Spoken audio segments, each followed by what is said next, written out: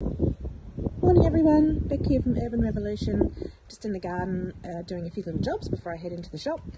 One of these is getting some calcium into my garden, and the best way to do that is by keeping your eggshells once you've had your eggs for breakfast. So how I like to do it is I have a little tray that I just keep in my oven.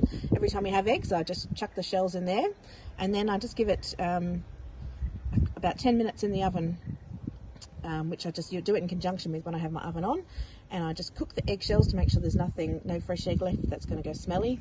And then once I've got a full tray of shells, I just crush them with my hand, and then I just add them into the blender, and then you end up with this really fine shell grit basically.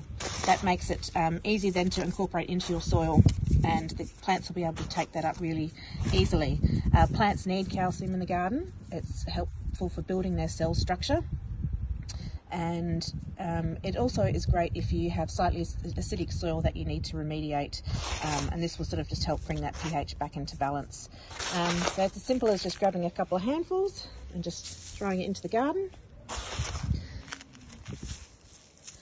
And then once I've done that, I'm going to water it in, and all the plants will be thanking me for it.